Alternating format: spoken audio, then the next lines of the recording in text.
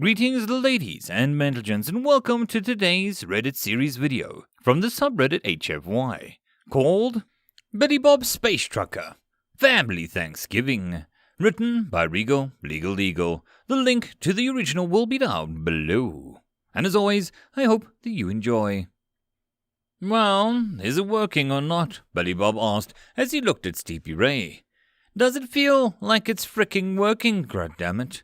His little brother replied with examining the metal pylon that had been set up behind his parents' house. This isn't some animatronic Santa, you know. You're the one who always talks big about being an engineer. Not gonna let you live this down if you can't make it work. Billy Bob helpfully encouraged his brother as he growled. Just shut up and hand me that duct tape. After Billy Bob handed him the silvery tape, there was a crackling of electricity, and he saw the pylon light up.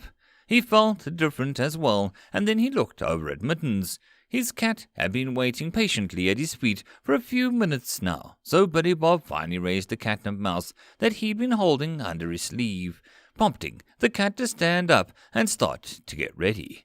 Then Billy Bob tossed it up onto the roof of his parents' house in a soft underneath lob that nearly took it over the top of the roof. But the cat easily ran after it, leaping the 10 feet into the air to land on the roof and chase after the mouse. Yeah, it's working, Billy Bob said with a grin as his brother closed the hatch on the pylon. Guess we're starting to get the hang of the xenotech after all. Pretty cool to have a gravity alterating tower, isn't it? The fact that your corrupt colonel who used his military pool to get one of those so that you can bring your girlfriend to dinner astounds me. However, as Stevie Ray started to get up, he felt Billy Bob's hand on his shoulder, holding him in place for a moment. What are you doing? I will not stand for this insolence. The Unterdrunks must not speak to their superiors in this manner. Billy Bob, knock it off, Stevie Ray sighed, trying to shift so that he could press up a better against his brother's hand. I am not Billy Bob. I am Billy Bob, Billy Bob proclaimed as Stevie Ray began to squirm. Don't you dare, Stevie Ray warned, trying to sink his neck into his shoulder as if he were a turtle. But Billy Bob had already slobbered his fingers, jamming it in Stevie Ray's ear and twisting it round as he shouted, Willie, Willie, Willie! From the house's kitchen, the mother looked out and slowly shook her head. A pilot and an engineer. If only they were actually queer, then they would have an excuse. Meanwhile, Stevie Ray squealed and gasped until Billy Bob pulled his hand away and then turned, already running. You frecker, Stevie Ray was crying out, dropping his tools and the duct tape as he turned to chase after Billy Bob. Striking a superior officer is insubordination and can result in a court-martial. He called out over his shoulder as he ran towards his longhorn. I'm going to insubordinate your face with my fist, was all that Stevie Ray could answer in his anger. But Billy Bob was up the ramp and into his ship before his brother could catch him.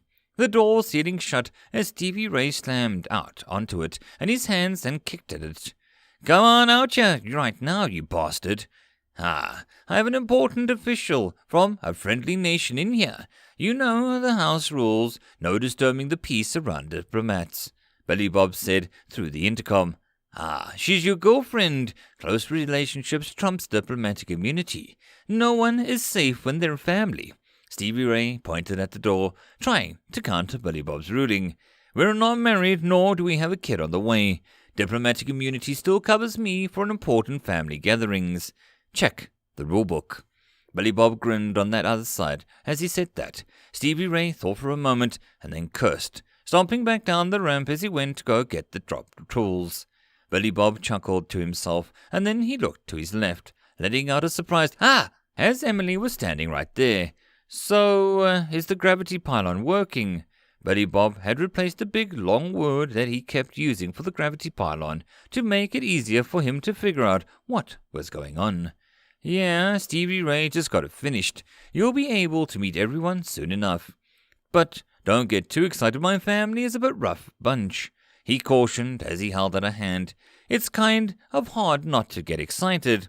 This will be my first Billy Bob family Thanksgiving, she said with one of her usual chirps, feathers shifting a bit and twitching her wings. You said that even brought some of your extended family here for the meal. Yeah, my granddad came back from Texas too, and we even picked up my dad's grandmother from her place on W.R.E. He noticed Emily tilted her head at him. What? These places are names. Who else is from Texas that is in relation to your maternal grandfather? And your fraternal great-grandmother has a place that is, tough and prepared. I'm confused. Billy Bob shook his head. No. The old bastards live on a planet that's an American colony. It's called Texas, too. Without the translator in our language, we have 3 words that all sound essentially the same. The number 2, and I'm going to do something, and the word that essentially means also. They used the last one for the colony because the people wanted to call it New Texas. But the planet is older than the actual Texas, and everything there is sort of crappy anyways, so it's not very new. So they just called it Texas too. As for my great-grandma, she's from a town in California called W.R.E. That's the name of the town. Why is it called that? She asked, clearly confused. I'd assume it's because it's, filled with people who are rough and ready, Billy Bob ventured. Emily finally shrugged all of her shoulders at her wings. All right, well, if the gravity has been prepared, then we're ready to go, are we not? Billy Bob checked the screens to make sure that Stevie Ray had left. Yeah, we're ready to go, he said with a nod, and he opened up the hatch back up. As they walked down and started to head towards the house, the sound of gunfire could be heard in the distance. Emily started to crouch and looked around, but Billy Bob just waved her forward. That's off in the forest somewhere. Just a local killing stuffed animals, or something. Don't worry about it. People around you just fire guns, she asked, slowly standing up straight once more as she looked around. But since no one else was firing directly at her, she seemed to get over it. Welcome to the countryside. Chances of someone somewhere is firing a gun because they're either bored or showing off, so long as they're doing it in a shooting range or in the middle of the woods. If you do that, you just fire a warning shot. Then, if no one shoots back, you're in the clear. This planet is so strange. I keep reading about humanity and I think you have plenty of similarities with our other intelligent species. And then you do something or show me some place and I find it hard to believe that you've all survived this long. She was clearly being sincere, but Billy Bob just laughed. Yeah, we get that a lot, he agreed, and led her into the back door of the house. Well, that stupid kid from D.W.R.E. got the pylon working. You take that back. D.W.R.E. jokes are the subject to full retaliation. He heard Stevie Ray call from the outside. Like a party school in Santa Barbara is any better. Your first engineering class was 500 ways to make a bong, he called back. Freck done better than D.W.R.E., he said as Billy Bob slowly nodded. All right, I take back what a bit about D.W.R.E. With that done, he smiled at his mom and opened his arms wide. Well, hello there, Ma. Aren't you happy to see me? Don't think for one frickin' second I'm gonna hug your sorry ass for putting me off the front lines. His mother growled back, which made Billy Bob just roll his eyes. Crap, we were all in the front at the very start of the damn war. We all got the same 3 months off rotation, and we all get to enjoy the holiday together. You say it like it's a terrible thing. All your soldiers get leave at the same time, and you know for a fact that you're just upset 'cause Dad is out killing you. He grinned, and he got his moms to sneer. Look, just 'cause he's got a lead right now doesn't mean that he'll be able to hold it. And don't you dare bring this up with him around, she muttered, but was also too late. Is someone talking about how much of an arse I'm kicking? Billy Bob looked over at his dad, who was slowly doing some sort of dance into the kitchen to apparently celebrate his current lead. It ain't even close to over yet. Mary Sue growled. We've still got this whole war ahead of us, and you know that, Marty Stew. Yeah, but that'll give me more time to increase my lead, came the reply as he grinned and clapped his hands as he kept up his strange little dance. And we've already passed the 1 year mark, which means I get to ask your hot sister if she wants a threesome, and you have to say yes. Yeah, but she'll never say yes, which is why I don't give a crap about the 1 year mark. It's all about the 2 year lead, you know it. Mary Sue replied as she crossed her real and cybernetic arms. "Ha! You're kidding me. Once I call your sister, she'll confess her love for me and offer to dump her good-for-nothing husband so that she can have a shot at a real man. And, her man like sister." He shrugged at that last part when Billy Bob saw his mom glare carefully navigated Emily away from the explosion that was likely going to occur when his mom used her powers of anger and spontaneously combust his father. "Over here, we've got the most family watching TV. Lots of sports on today. Good day for it," he was saying as he moved Emily into the living room as he began to introduce her around the room. "Everyone, this is Emily." "Hello, I'm most excited to meet you all," Emily said with a smile as Billy Bob's relatives echoed a hello. Then Billy Bob began to point them out specifically. "The living statue over there is brother Teddy." "Teddy Rex," the massive Special Forces officer corrected with a nod. "Next to him, flipping the lighter around, is my pyromaniac sister, Jackie Jill. She just goes by JJ. "Sup," the girl responded with a nod and then pointed at the guy on the couch next to her. "This is my date, Timmy Joe. He's a pig pilot like me." "Howdy," Timmy Joe replied with a nod. "And then old sack of crap is my grandpa. Just call him old sack of crap." The grey-haired man with the giant white moustache just snorted. "Well, I guess you ain't as queer as a $3 bill after all. Could have thought you sure was."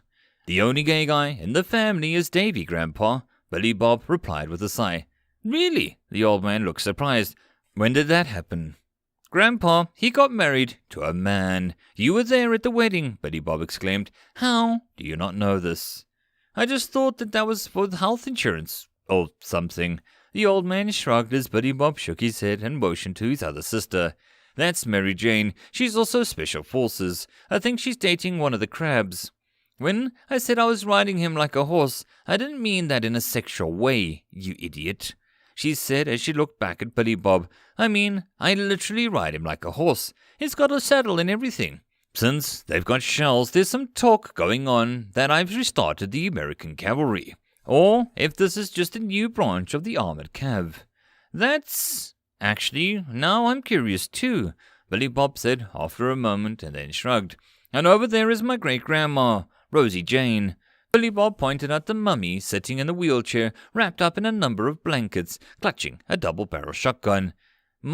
She does look tough and prepared," Emily murmured, only to have the old woman tilt her head and loudly say, "Was that? Speak up."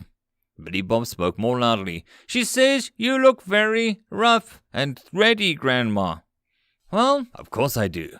Now then, I'm glad that you finally brought someone nice home with you, boy. About time one of you got someone in your life. I keep expecting the firstborn to knock someone up. So far, no great-great-grandkids. Lazy.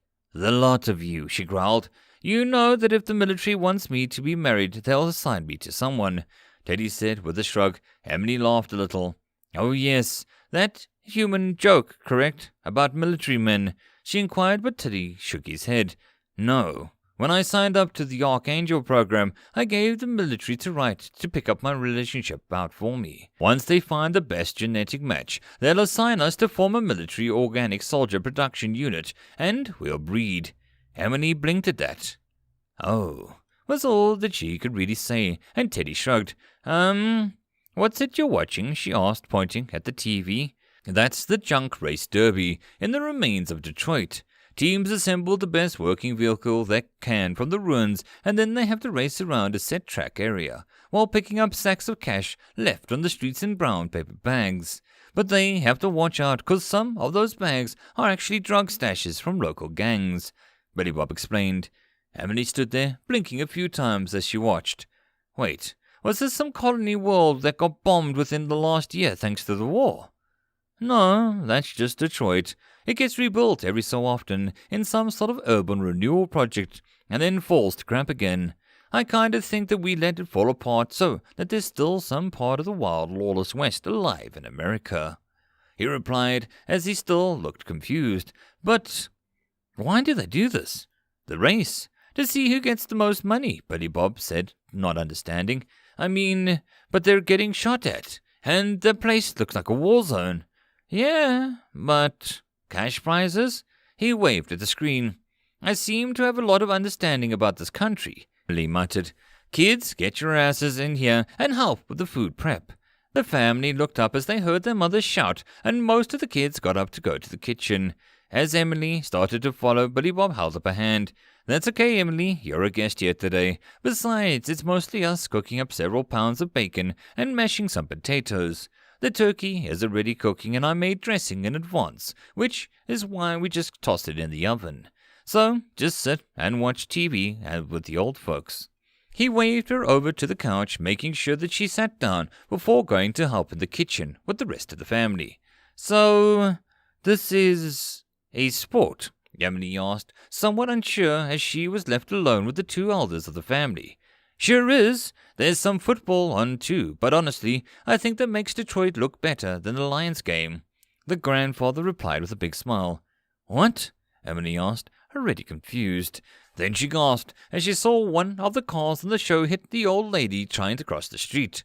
To her surprise, Billy Bob's ancient-looking grandmother held up her shotgun and shouted 50 points! Go for the beaner selling fruit! But when the vehicle missed the wooden cart on the street corner as the vendor pushed it out of the way, she let out a disappointed groan. They missed the combo. Emily just held one of her hands over her mouth as she watched in fascinated horror. Then the grandpa got excited. Look! That team just got a stash with both rival gooks and beaners, and now the gangs are fighting. That's a big turf war bonus for them. Emily spent the next hour trying to make some sort of sense out of the sport that she was watching, as the two old humans tried to explain it to her, but she just couldn't get a grasp of what was going on. And some of the words that they kept using for the various humans didn't work in her translator. When Billy Bob returned to tell them that the food was ready, Emily was thankful for the chance to escape the crazy sport and rather intense and strange commercials that all seemed to be about sex or explosions, but never actually sold sex or explosions. Billy Bob did pull her aside, though. Stay away from the cranberry sauce. The red gelatinous sauce, that is. My great-grandmother made it. If you want, take a bit and set it to the side, but don't eat any. Why not? She smashes up the cranberries with the butt of her shotgun, so it always tastes like the polish she uses on her shotgun. Oh, and sometimes there are splinters. If you see us taking some and saying how good it is, don't mind us. Emily blinked several times as she tried to figure out if Billy Bob was being honest, but he gave her no indicator that he was just trying to mess with her, as he brought her to the big table that they had set up. Wow. That's quite a lot of food, she mentioned as she took a seat. She was about to reach forward and take some, but then she noticed everyone around the table had their hands clasped and their eyes closed. She quickly mimicked their look and waited. Dear Founding Fathers, Mary Sue began, we thank you for the wonderful holiday which you stole from those natives who you so ruthlessly and efficiently murdered to give us this wonderful country. We thank you for the bounties of resources you have blessed upon us as such great people and John Browning, inventor of many kick-ass guns. She paused as the family around the table murmured in agreement. We also thank you for the many Jewish and German scientists who have come to this blessed country and have given us the ability to vaporize our enemies with the atomic fire. And we thank you, O great Founding Fathers, for the many enemies which we are now waging war upon, so we may hone our skills of war as a true red-blooded Americans. We promise to wipe out there are space crabs, the creepy fish monsters, the sissy poodles, and the strange flying geckos in your name. Praise Washington. Amen. Amen. The rest of the family echoed before they started to take the food from the big platters and dish it out onto their plates, passing things around as they began to talk. Emily kept up pretty well for the most part as she listened to Billy, Bob, and family talk about the various events and goings-on. She let the others speak mostly, but she finally got interested when the topic of names came up. Names are very interesting, aren't they? I'm told that most humans expect non-humans, like myself, to have very strange names. But instead Emily Earhart works perfectly in your language. That's true, Billy Bob said with a nod. I've met some Xenos who I nearly wanted to call liars when they told me their names. For example, that one crab who had your name. The one at the museum, she said as Billy Bob sighed and the rest of the table looked at him. What's this now? Mary Sue asked. One of the R-Space crabs. Apparently he and I, if not had the same name, it sounded a lot alike. Well, he's dead and I ain't, so as far as I'm concerned, I am the real Billy Bob. Speaking of, most humans seem to have the first name. Why does your family work differently? Emily asked, and then both Mary Sue and Marty Stu started to talk, only to both stop. Finally, Marty Stu waved his wife on. He didn't want to marry me, he wanted to marry my sister. Her hot sister, Marty Stu clarified as he shook the biscuit in his hand. My good-for-nothing slut sister. She glared down at Marty Stu. But we had a bet going in the last war against the Space Beetles when we were young. If I killed more than him, he was stuck with me. I figured I could outkill her easily, and then she got into the Special Forces and they assigned me to construction. The bastards. So I lost, and so I married her. But she had to take my name, and in exchange, I let her give all the kids their first name on the condition that I get the middle name rights. Then we both kept calling them from name as we gave them, so they all sort of just got stuck with double names. As for me and her, well, just a coincidence, he shrugged. So, you two don't care for each other? Emily asked, obviously surprised, but the table was filled with laughter for a moment. We've got 5 kids. You don't get that many kids without doing some work together. Mary Sue mentioned, and Emily blinked for a moment. Oh, was all that she could say in reply. Although, at this point I have more kills than anyone else, so I should have the ability to rename everyone, Billy Bob said, to which the rest of the table began to hurl insults at him for suggesting something so outrageous. Hey, it's in the family rulebook. If I never met Emily and agreed to take her to the capital, do you think the war would have happened? Hell no. They were quiet until his mother. I think he's right. Both my family's rulebook and Marty's have rules on claiming kills caused by a war you started. Yeah, but that's got to be a holdover from the old days, Teddy exclaimed, now worried about his lead over his brothers and sisters. It still counts. I forgot the formula to weigh the kills towards the family score, but yeah, Billy Bob is probably at the top by a large margin. Clearly, the only one happy about that at the table was Billy Bob, who got out of his chair and did a little dance. All right, who's the best? I'm the best. Who's the best? I'm the best. What does this all mean? Emily asked. It means my name will go to the top of the family scoreboard.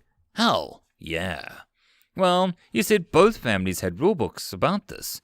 Emily asked, and Mary Sue nodded. See, I come from a family with a lot of notable Americans in it.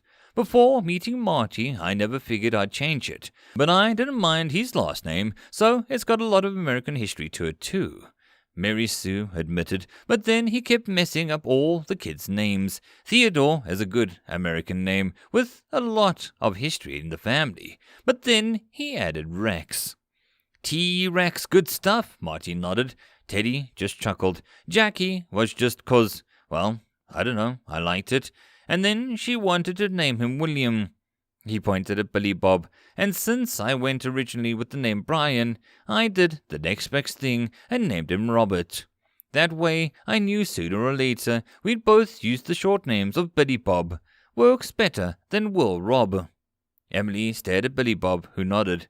Yeah, birth certificate says William Robert. Emily blinked as Mary Sue went on, and then this jackass thought that it would be funny to name our second daughter after a drug. Marty Stu giggled, which was more or less confirmed it. But we actually both picked Stevie Ray's name, which we liked the musician. And I don't, Stevie Ray said with a sigh. Well, also the names of your towns don't seem to follow any sort of pattern. I find this confusing. Emily continued. The fraternal grandmother lives in a town that means to be ready and prepared, which is odd for a city name, and you name many places after people. But at least you live in a fortune city, which makes more sense than the town above this. That's a cry of joy or a satisfaction used with one's finds or discovers something. Isn't that a very long name? The table was quiet as they tried to make sense, but Billy Bob caught on first, and then he spent most of his time talking to Xenos. That's a translator issue. The name of the town is just Eureka. Eureka, the word, means that what you just said, but you don't say all of that. That's the definition, and we don't live in Fortune City, we live in Fortuna. For fish, Emily asked. Now Billy Bob tilted his head, confused as well. Wait, what? The name of the town is Fortune for Fish, or is it just called for Fish? Billy Bob had to shake his head as Emily asked that.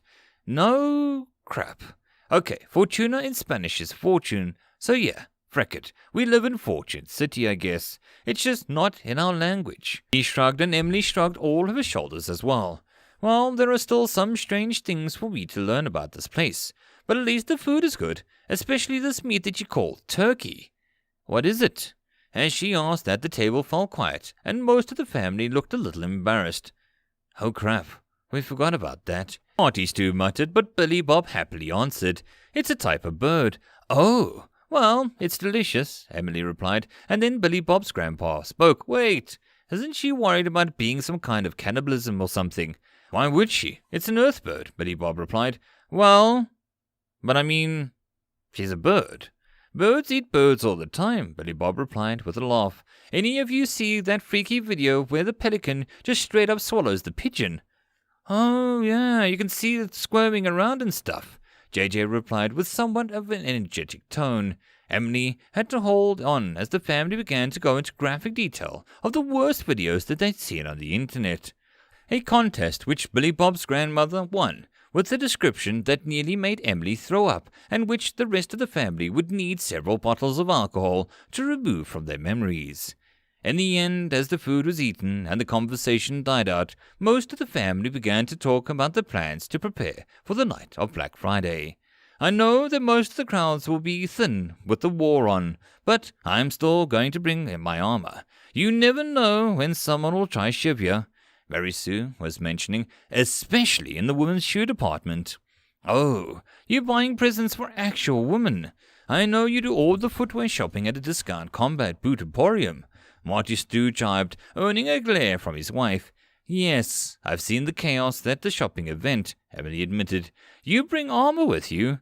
Oh yeah, the whole family armors up. Some of us get gloves, others go for brass knuckles, but no blades. We think that's unsporting, even over the other families use them, Marty Stu said with a serious expression, making it clear that he thought of those families and did use blades. Well, before we get armored up, let's get a good family picture, Mary Sue said as the kids groaned as she slammed her cybernetic hand onto the table. Now, which made everyone quickly get up and head outside.